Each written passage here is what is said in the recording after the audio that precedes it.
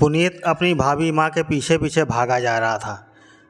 भाभी उसकी ओर ध्यान दिए बिना तेज कदमों से बढ़ी चली जा रही थी। तभी वह रेलवे क्रॉसिंग के पास जाकर रुक गईं। शायद वे आत्महत्या करने आई थीं। पुनीत ने उन्हें पीछे से पकड़ा। भाभी, आप हमें छोड़कर कहाँ जा रही हो? और उनका हाथ पकड़कर रोने लगा। भाभी बोली, पुनीत, अब मेरा उस घर में कोई नहीं है। सब लोग बड़े हो गए हैं। अब और दुख सहा नहीं जाता। भैया, तुम घर जाओ। मैं जीना नहीं चाहती। मैं जब इस घर में दुल्हन बनकर आई थी, तुम लोग बहुत छोटे थे। सासू माँ को लकवा मार गया था। इस वजह से तुम्हारे भाई की शादी मुझसे करा दी गई थी।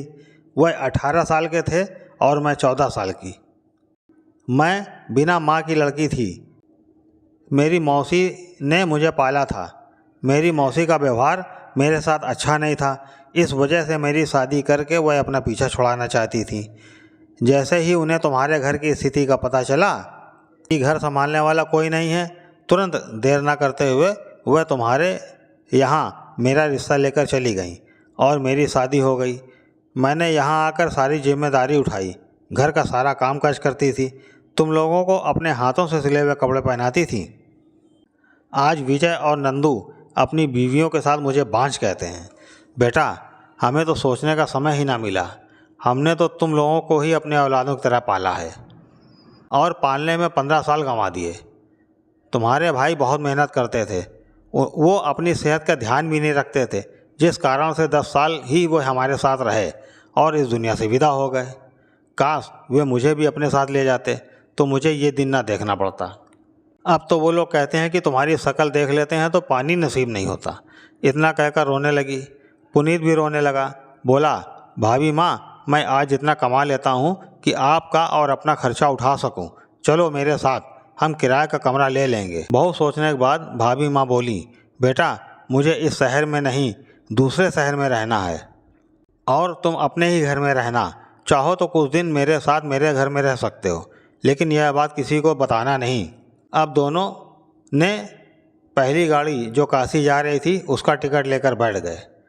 काशी जाकर एक कमरा किराए पर लिया। पुनीत ज़रूरत का सारा सामान खरीद कर लाया। भाभी माँ बोली, देखो पुनीत, सुबह ही तुम वापस लौट जाना, क्योंकि वो लोग हम दोनों को बदनाम कर देंगे। हमारा माँ बेटे का रिश्ता कलंकित हो जाएगा। जब कभी हमारी याद आए तब घूम जाना। पुनीत 4 भाई थे। बड़े भाई का निधन हो गया था और 2 भाइयों की शादी भाई ने पहले ही करा दी थी। पुनीत ही बचा था जो भाभी माँ को माँ जैसा प्यार देता था। अभी उसकी शादी नहीं हुई थी। भाभी, जिनका नाम ज्योति था, वह अकेले रहने लगी और काम की तलाश में लग गईं। वह सुबह शाम मंदिर जाती थी। वहाँ के पंडित जी से उन्होंने कहा कि पंडित जी, यहाँ अगर किसी को काम करने वाली की ज़रूरत हो तो बताइएगा। यहाँ तो बहुत से लोग दर्शन करने आते हैं। आपकी बहुत जान पहचान भी होगी। पंडित जी को उसने अपनी आप बीती बताई। उन्होंने कहा, बेटी चिंता ना करो, मुझे कुछ समय दो। 2 दिन बाद पंडित जी ने ज्योति को बुलाया। बोले, एक सज्जन हैं, उनका 5 साल का बेटा है। दुर्घटना में उनकी पत्नी नहीं रही और वह पैरों में चोट आने के कारण व्हील चेयर पर हैं। क्या तुम उनके घर में काम करना चाहोगी? लेकिन वहाँ तुम्हें दिन रात रहना पड़ेगा। ज्योति ने खुश होकर हाँ कर दिया। पंडित जी ज्योति को लेकर वहाँ पहुँचे और दरवाज़ा खटखटाया। एक बच्चे ने दरवाज़ा खोला और पंडित जी को अंदर बुलाया। घर के अंदर पहुंचकर ज्योति ने देखा विवेक जी व्हील चेयर पर बैठे थे। पंडित जी ने उन्हें ज्योति का परिचय दिया। विवेक जी बोले, क्या आप मेरे बेटे की देखभाल करेंगी? मैं आपको हर महीने 10,000 रुपये दूंगा। ज्योति को इसकी उम्मीद नहीं थी। पंडित जी बोले, ज्योति बेटा, इसे अपना ही घर समझकर काम करना। अच्छा, अब मैं चलता हूँ। ज्योति ने बच्चे से पूछा, आपका नाम क्या है? बच्चा बोला, मेरा नाम नंदन है। फिर बच्चे ने पूछा, आपका क्या नाम है? ज्योति ने बताया कि मेरा नाम ज्योति है और दोनों हंसने लगे। ज्योति ने उनके घर का सारा काम बड़े मन लगाकर करना शुरू कर दिया। एक दिन हिचकते हुए विवेक जी से बोली, क्या मैं आपके पैरों को देख सकती हूँ? वह बोले, क्यों? ज्योति बोली, साहब, मुझको कुछ जड़ी बूटियों की जानकारी है जिससे आपका पैर ठीक हो सकता है। मेरी सासू माँ को भी पैरों की शिकायत थी। मैं उनकी मालिश करती थी। उनके पैर का दर्द बिल्कुल ठीक हो गया था। विवेक जी सोच में पड़ गए। तब ज्योति बोली, यदि आप शर्म करेंगे तो ठीक कैसे होंगे? अगर आपका इलाज कोई लेडीज़ डॉक्टर करना चाहेगी तो आप क्या नहीं कराएंगे? इस बात को सुनकर विवेक जी मुस्कुराने लगे और हाँ में सिर हिला दिया। ज्योति घर के काम निपटाकर नंदन को लेकर बाजार चली गई। वहाँ से उसने सारी जड़ी बूटी खरीदी और घर आकर जड़ी बूटियों से तेल बनाया और विवेक जी के पैरों पर मालिश करने लगी। वह सुबह शाम दोनों टाइम मालिश करती थी। 4 दिन बाद ही पैरों की रिकवरी होने लगी। हफ्ते भर बाद विवेक जी डंडे के सहारे खड़े होकर धीरे धीरे चलने लगे। एक दिन वह ज्योति और बच्चे नंदन को लेकर दुकान गए। मार्केट में उनकी रेडीमेड कपड़ों की दुकान थी जो नौकरों के सहारे चल रही थी। वो जब दुकान पहुँचे देखा नौकरों ने दुकान काफ़ी हद तक खाली कर दी है, जबकि हर महीने वो लोग तनख्वाह लेते थे। लेकिन जब विवेक जी उनसे पैसों की बात करते थे तो वो बताते थे कि सेठ जी, माल जो बिका है हम लोगों ने उसका और माल भरवा लिया है। लेकिन दुकान की हालत देखकर लगता था कि इसमें कुछ है ही नहीं। अब विवेक जी इसका हिसाब किससे लेते, क्योंकि जब विवेक जी आ रहे थे नौकरों ने उनको दूर से ही देख लिया था और वो सब भाग गए थे। अब विवेक जी चक्कर खाकर गिरने ही वाले थे। ज्योति ने पीछे से पकड़ लिया और उनको सांत्वना देने लगी। कुछ देर बाद वो लोग दुकान बंद करके घर वापस आ गए। अब विवेक जी सिर पकड़कर बैठ गए थे। ज्योति ने समझाया, आप दुखी ना हो, फिर से आपकी उससे बढ़िया दुकान चमकेगी। जिस तरह रात के बाद सवेरा आता है, देखना वैसे ही आप अपने जीवन में फिर तरक्की करेंगे। विवेक जी बोले, ज्योति जी आप नहीं समझ रही हैं, मेरे अकाउंट में ज़्यादा पैसे नहीं बचे हैं, हम क्या करेंगे। अब ज्योति उनके फैमिली मेम्बर की तरह रहने लगी थी। विवेक जी ज्योति की सेवा से बहुत प्रभावित हो गए थे। ज्योति के बिना उनका बेटा एक पल के लिए भी नहीं रहता था। वह उन्हें माँ की तरह प्यार करता था और इज्जत भी देता था। ज्योति बोली, एक बात कहूँ, यदि आप मेरी सलाह को उचित समझें। विवेक जी ने उनकी ओर देखा और हाँ में सिर हिलाया। तब वह बोली, मुझे कपड़े सीने का बहुत शौक़ है। मैं अपने देवरों को अपने हाथ से ही सिले हुए कपड़े पहनाती थी। बस आप मुझे कुछ रंग बिरंगी अच्छे क्वालिटी के कपड़े मंगा दीजिए। आपके घर में मशीन तो है ही। 15 दिन बस मुझे समय दीजिए। मुझ पर विश्वास कीजिए, आप निराश नहीं होंगे, क्योंकि मुझे सिलाई बहुत अच्छी आती है। विवेक जी बोले, मेरे पास तो बहुत कम रुपए बचे हैं, वो नौकर लोग सब मुझे लूट ले गए हैं। इस पर ज्योति जी बोली, अब मेरे पास तो हैं, जो आप तनख्वाह देते हैं वो सब मेरे पास इकट्ठा हैं। जब आपकी दुकान चल जाए तो लौटा दीजिएगा। और उन्होंने सारे रुपए लाके विवेक जी के हाथ में रख दिए। विवेक जी ने ऑनलाइन कपड़े मंगवाए। ज्योति जी ने भगवान का नाम लिया और कपड़े सीने शुरू कर दिए। देखते ही देखते एक से एक ड्रेस उन्होंने सिलकर टांग दी। रेडीमेड कपड़े की दुकान देखकर ग्राहकों की भीड़ आने लगी और दिनों दिन मांग बढ़ती गई।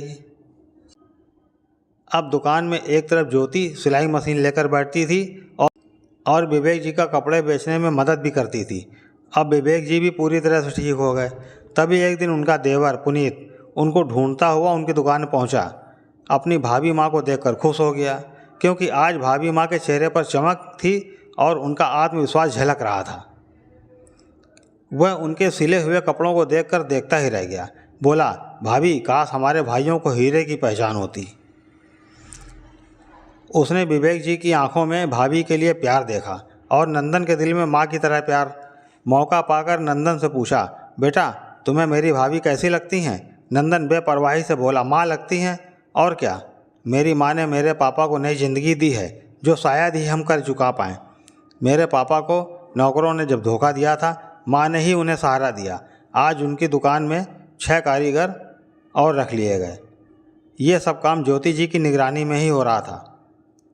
पुनीत ने पंडित जी से पूछा, जिन्होंने ज्योति को विवेक जी के घर काम दिलवाया था। वह बोला, पंडित जी, क्या आप मेरी भाभी की विवेक जी से शादी करा सकते हैं? मेरी भाभी बहुत अच्छी हैं, आप उन्हें समझाइएगा। पंडित जी को पुनीत की बात अच्छी लगी और बात में दम। वह तुरंत तैयार हो गए। दूसरे ही दिन वह विवेक के घर पहुंचे। ज्योति विवेक और नंदन को पास बैठने को कहा, फिर उनकी शादी की बात की। ज्योति और विवेक एक दूसरे को अचरज से देखने लगे, पर नंदन खुश हो गया।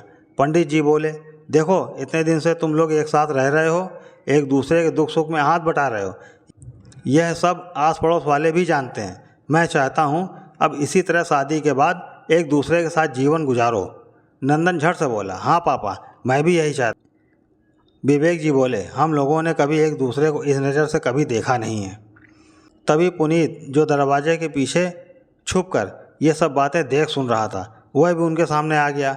बोला, भाभी माँ, हम भी यही चाहते हैं आप दोनों एक हो जाएं। और भाभी को शादी के लिए मनाने लगा। उधर नंदन भी अपने पापा को मनाने लगा। कुछ ही दिन में ज्योति और विवेक की शादी पंडित जी ने मंदिर में ही करा दी। अब पुनीत अपने घर चला गया। 2 साल बाद पुनीत अपनी शादी का कार्ड देने विवेक जी के घर आया और भाभी माँ से कहा, यदि आप लोग नहीं आएंगे तो मैं शादी नहीं करूँगा। आप लोगों का आना बहुत ज़रूरी है। अब ज्योति की गोद में 2 माह की बेटी खेल रही थी। उसे पुनीत ने सीने से लगा लिया और उसका माथा बार बार चूमने लगा। पुनीत के जाने के बाद वो लोग शादी में जाने की तैयारी करने लगे। शादी वाला दिन भी आ गया। वह लोग अपनी गाड़ी में जब पुनीत के घर पहुँचे, सब देखते ही रह गए। आज ज्योति किसी रानी से कम नहीं लग रही थी और उनकी गोद में उनकी बच्ची थी। आज वह बांझ नहीं थी, बल्कि 2 बच्चों की माँ कहला रही थी। साथ में विवेक जी भी कोई राजकुमार से कम नहीं लग रहे थे। पुनीत की बहू के लिए ज्योति कीमती आभूषण लाई थी। वे सब अपनी नज़रें झुकाकर भाभी से माफ़ी मांगने लगे, पर ज्योति ने चुपचाप शादी होने के बाद दूल्हे दुल्हन को आशीर्वाद दिया और अपने घर चली आई।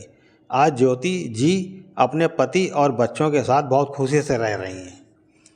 तो दोस्तों, आपको ये कहानी कैसी लगी?